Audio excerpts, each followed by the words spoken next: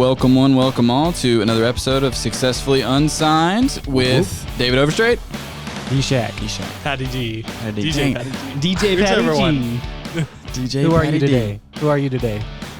Just Patty Both. G? Or are you feeling spunky? Spunky. I thought you said smoky. I was like, Well, that's Feel a little good. smoky? Fire. Yeah. Feel a little sauna-y? Nice. Smoky. Sonic-y. Sauna. Go see Sonic the Hedgehog 2. I still can't believe they like redid the animation for that. I can't believe that Sonic made like the #1 movie of the year that year, like box office. Live. It should have. No, seriously. Such a good movie. But it was also 2020, right before COVID hit. Oh, so it was yeah. like the only movie. So it's the only movie. That playing. movie should have won an Oscar. Quite honestly. All right, that'll be another episode. We'll talk about that. So how you guys doing? Had a good weekend? Oh, it was Pretty a good weekend, yeah. Nice. Tiring. What'd you do? What did I do? Well, we had a bonfire last night. I remember that. Yep. What did we do Friday? What did I do Friday? He looked at me. He was like, "What do we do?" I, was Yeah. like, I have no idea. I wasn't I'm gonna let you take this one. I did something Friday. I don't really remember what it was though. Yeah. Well, that's good or bad. I don't know. Yeah, man. The weekend was good for me too. I had went on a little hike today. Took a little Sunday nap. Oh yeah. Yesterday, I did something yesterday. Now I'm pulling a you. I don't know what I did yesterday. I went to a wedding. Yeah, that's kind of a big thing. I went to a wedding of one of my friends Get who that have free food. Right, and the food was good. Do you like weddings?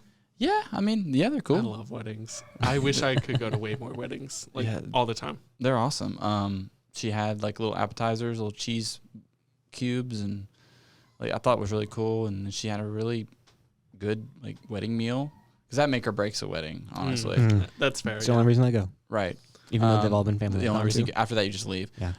And then they had like the dancing and all of that, and they did the fake send off, which was kind of weird, because like usually with a send off there's like a way to exit for them, but we just like all got in a circle with the sparklers and they just ran around the circle. That's and so I was like, and so they like made them like. Made him dip her several times and kiss her. And it was just so, in my opinion, like robotic and just kind of like, I know they were uncomfortable. Like I can feel it. I was going to say, I hope they're not watching this. No, she understands.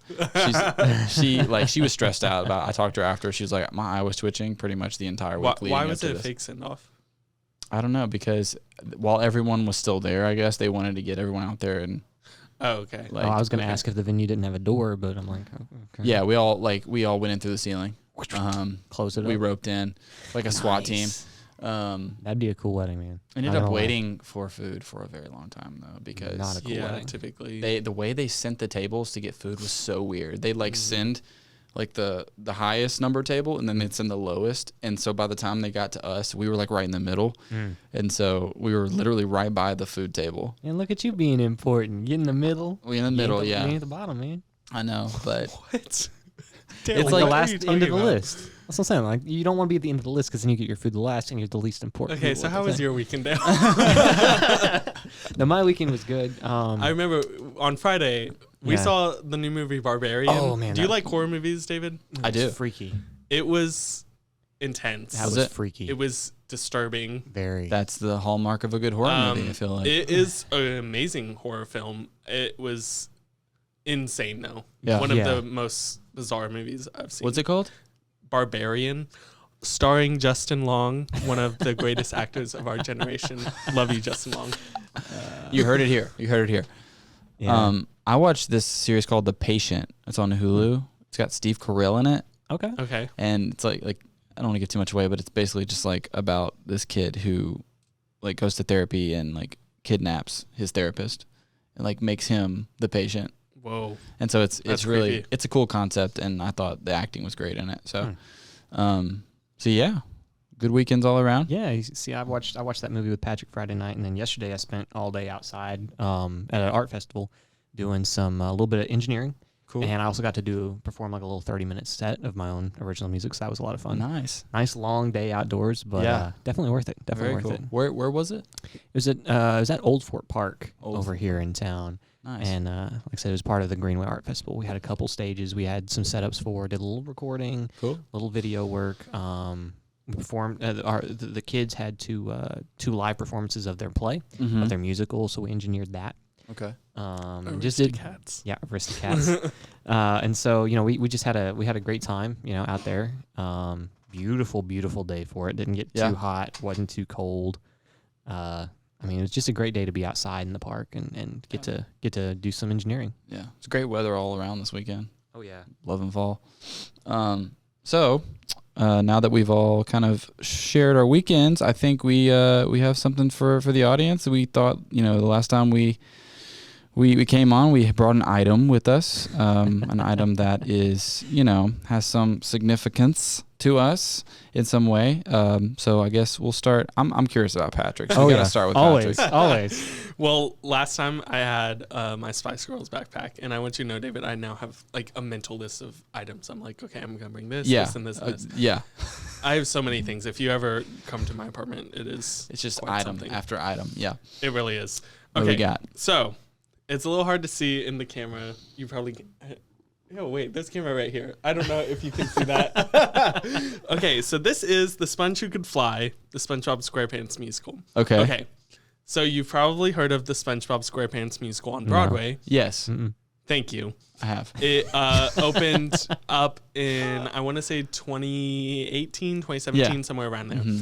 So I first heard about this musical in 2014, and I love SpongeBob. SpongeBob was like my first love growing up. I love it. Anyway, okay, so in 2014, I was looking up the SpongeBob musical, and I'm like, okay, I'm ready for this to come out. Literally had been waiting for years. When it came out in 2018, I was so happy finally because I'd been waiting for years. But before that, 4 years.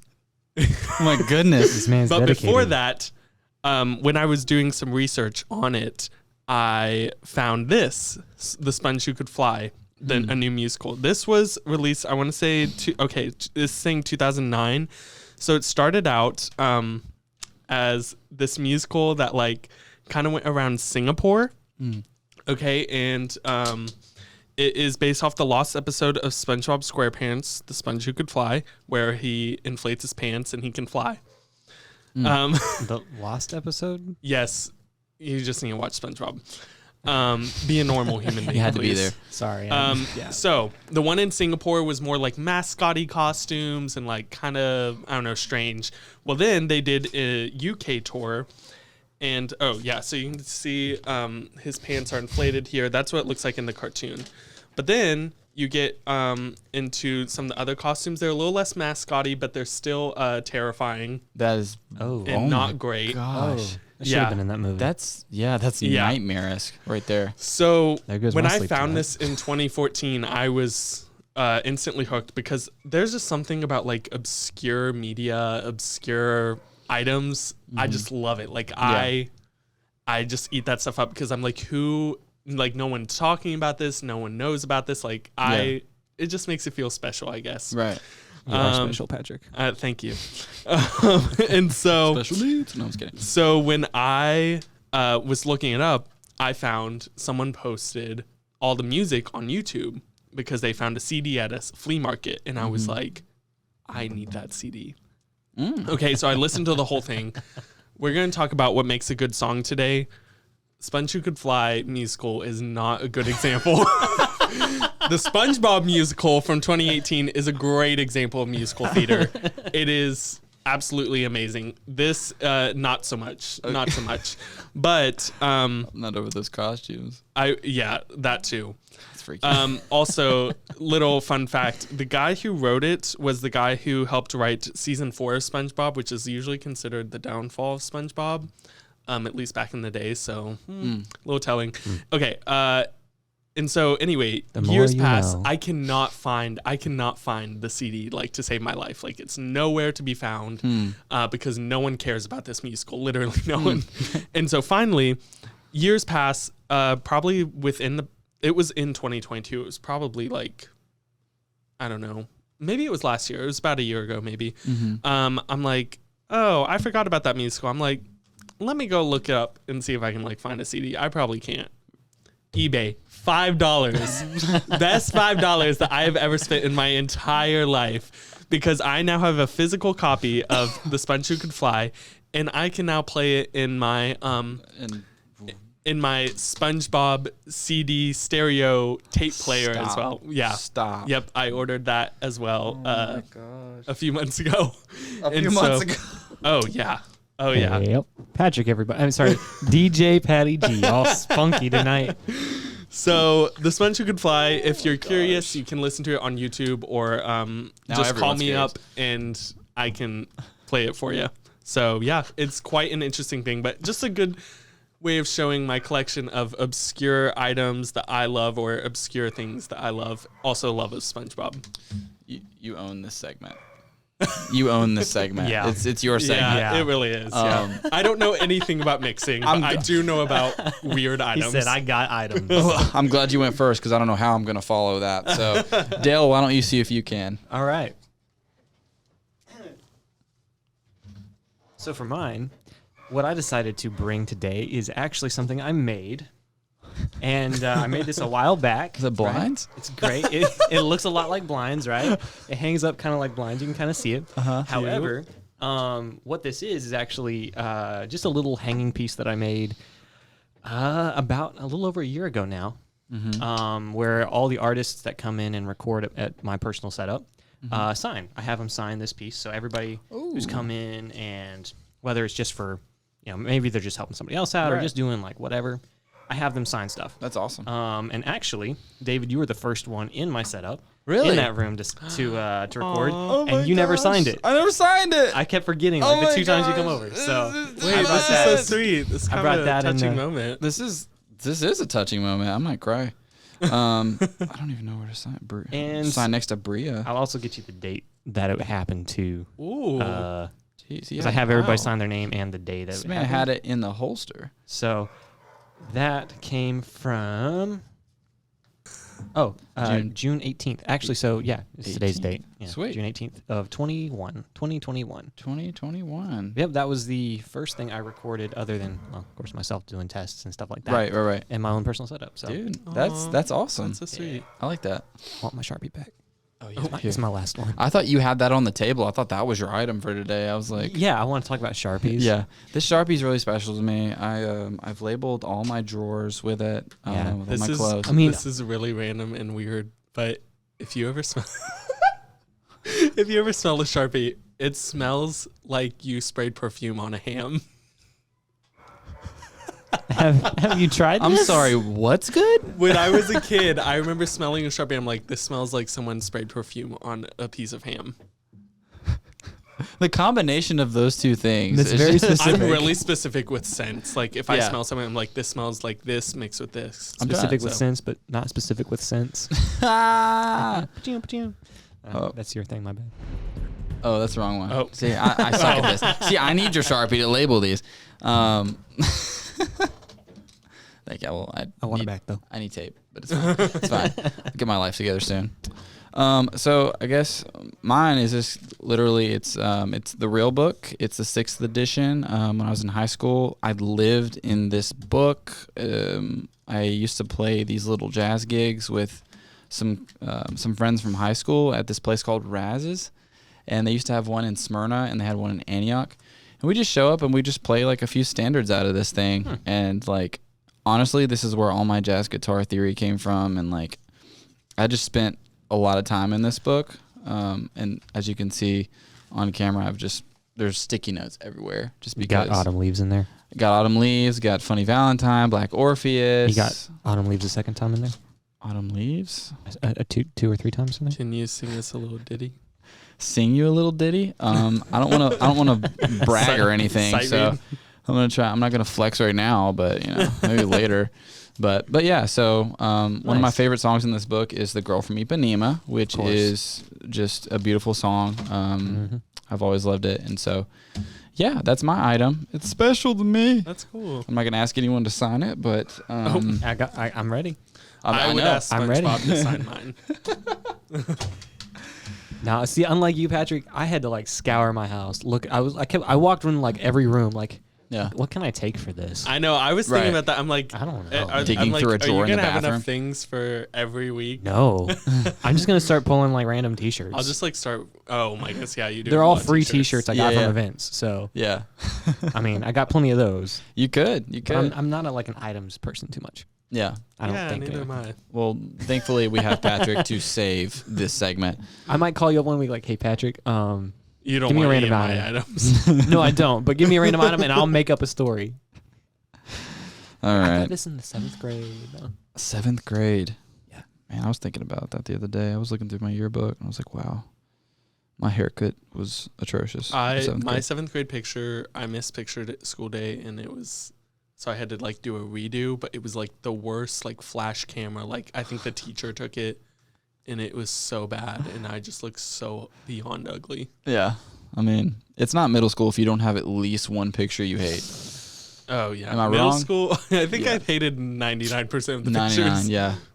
Let's not talk about that. Yeah. In better news or lighter topics, Let's talk about the show. talk about the show. Let's get into it. Let's get into it. Actually. So this is Successfully Unsigned, professional advice from unprofessionals.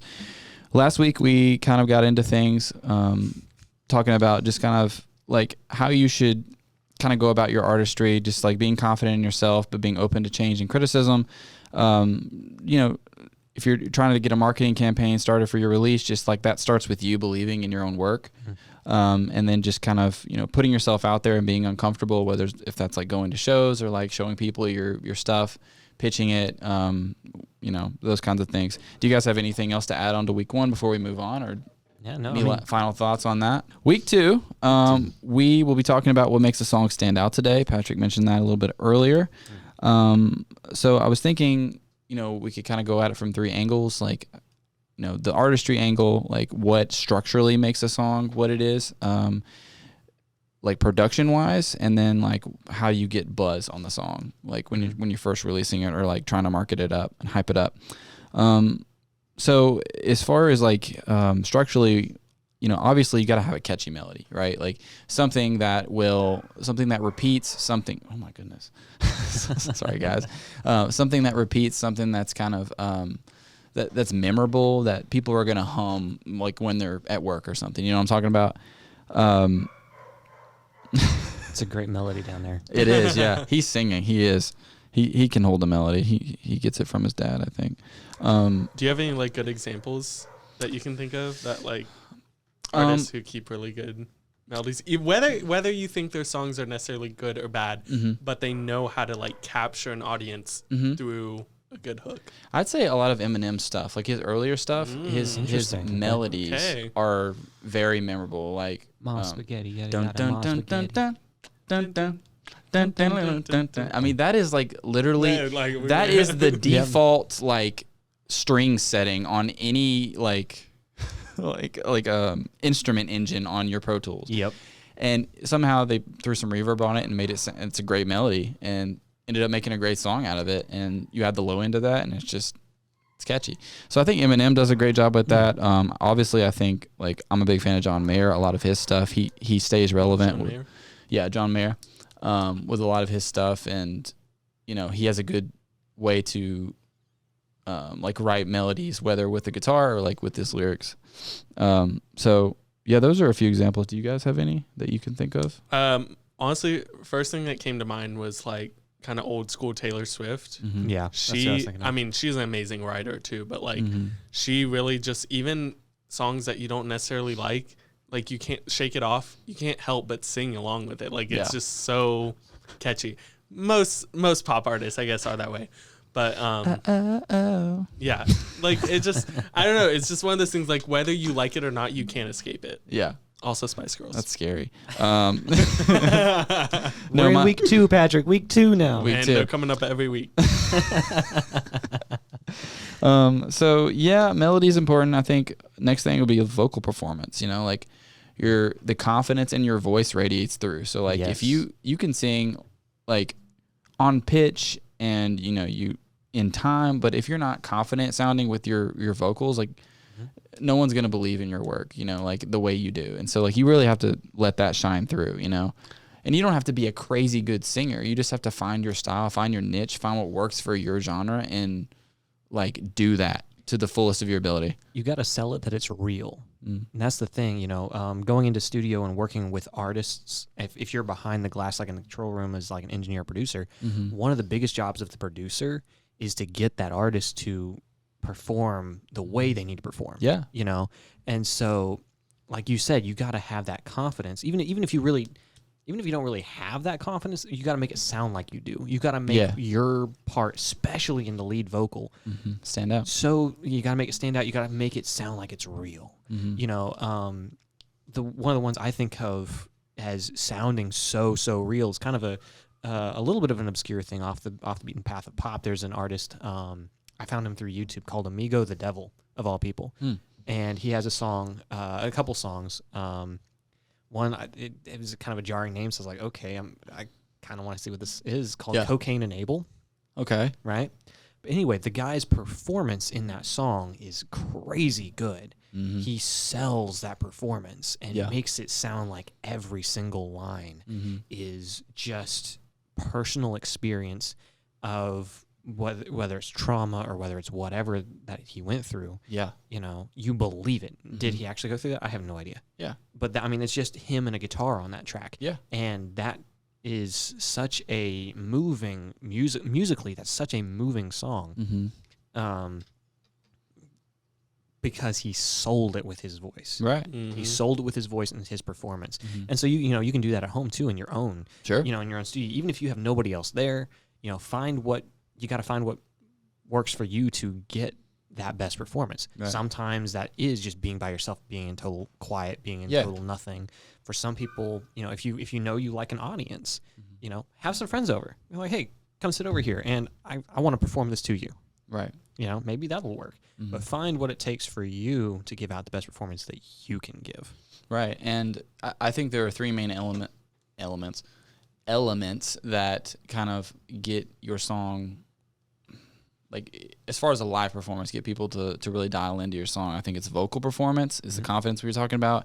It is if you like have really good instrumental ability, and then just the lyrics too. Like some people are like really dialed into like lyrics in live shows. Like I think I mentioned this on the last podcast about a roommate that I had who was like a folk singer. He wasn't that great on guitar, but he could write some lyrics. Like he wrote some of the best lyrics I've ever heard. And he would always pitch them to me, and I would just like be like, bro, you should be a songwriter. That's incredible. But, you know, he was like, I couldn't imagine anyone else singing these lyrics, which, you know, that just speaks to his artistry and his passion for it, which I still respect to this day. I think for me, as someone who is not quite as in tune with with like mixing or like I don't know, me and Dale have talked about when we hear a song, we hear them for the first time, we hear them differently. Sure. Because he has a different ear than mine. Yeah. See? Proof in the pudding right there. And so when I like hear a lyric, especially if, I mean, this is just true, I feel like, for any basic human, but like if you're going through something or like you really relate to that, I will literally sometimes have to pause because I'm like, oh my goodness. Yeah. He said what I felt. Exactly. It's like they're reading my mind. And I think that comes through when you are being genuine in your lyrics or your songwriting of, okay, I'm going through this thing. Let me be genuine. And then other people are going to pick up on that because there's someone out there who's going through the exact same thing you are. And then along with vocalists, the same thing. Sometimes I literally have to pause, or I will like be listening to a song in my car and I like start screaming because I'm like, oh my goodness, this person is like literally I'm like, I cannot believe they just hit this note or they just did this thing or something that just brings hype about it. Something that brings like some sort of shock value almost. To, like it for me really does it for me with a song, because if I know a song where honestly a lot of the song I'm just kind of like meh, I could take it or leave it, but I know that there's this one really good vocal part, there's this one really good lyric, I will listen to the entire song just for that part. Right. And I will listen to all the build up that I wouldn't necessarily care for, but I know what's coming and I'm just like, I'm ready for it, and I don't know. So it's so important, and it's just a good way to like get someone hooked. There's a payoff, you know. if you listen to a song and then become a fan because of those moments, there's such a payoff in waiting. Like I think of there's a couple of tracks by Manchester Orchestra that I've really kind of fallen in love with. I Know How to Speak and The Silence are my two favorites by them, and there's such a slow build. It's intense, but it's such a slow build. But in the end, like you said, it just goes massive and like it's such a payoff. I think also, there's that debate of like, do you write lyrics first or music first? It's like, my opinion is always like, either one works, but I would challenge you out there if you're listening to do it this way. Like if you're more instrumentally inclined, practice writing lyrics first. If you're more lyrically inclined, practice writing music first, and I personally believe that like some of my best work as far as like my songs that I've written have been when I've sat down and just kind of wrote my lyrics first and kind of gotten the idea for the song together, and then the music comes easy. Yeah. Whereas like for me personally, I feel like if I'm writing music first, I'm constantly trying to fit the lyrics inside of that box, and I've already kind of trapped myself inside that. And so, but I know some people that they work better that way. And so, I mean, which one are you? Do you? It changes. I kind of go both ways on that. Some days I'll write the music first. Some days I'll write the lyrics first. It just kind of depends on what's going on. A lot of times for the songs that become really heartfelt for me, though, it's very simultaneous. Yeah. It ends up being very simultaneous. Right. But not always. Not always. But like you said, I mean, do the thing that you're not used to doing, because, I don't know, I believe that contrary to popular belief, songwriting is just as much of a skill that you can learn and practice as anything else.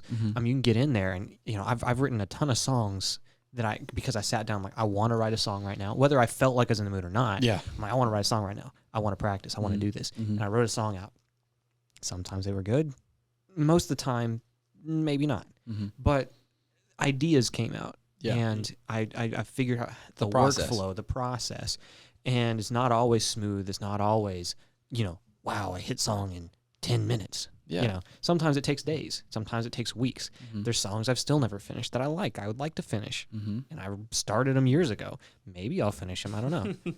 Probably not. But, some of those songs I actually honestly do like and do want to finish. Right. But it can take time, but practice is really the main part of it. The process. And it's not, we were talking about payoff earlier. It's like, it doesn't pay off nearly as much. If your first 10 songs hit, then that's not going to pay off near as much as if like they don't hit and then that 11th one does, and then that one is where you want to go, which kind of brings me to the next point of like, write lyrics that are meaningful to you, like actually put down things on paper that are meaningful to you and that have relevance to what you're dealing with, because and it doesn't always have to be about you, right? Yeah. Like I've written songs, I've seen other people's situations, and I've written about that. He does that. He does that, and I love doing all the time. Like it's like putting myself in other people's shoes is much more intriguing and interesting to me than like talking from my own perspective. Plus, you also have that little bit of a barrier of anonymity, right? You can talk about other people's problems, and like that stresses by the time you write, who's not a songwriter, but by the time you write and perform it somewhere, you're like. And people are like, wow, did you really go through that? Yeah. Did that happen? And you're like, no, I mean, I just like, I saw my friend, this happened, and. Yeah. Did your dog really die that way? What? No, it didn't. Old Yeller.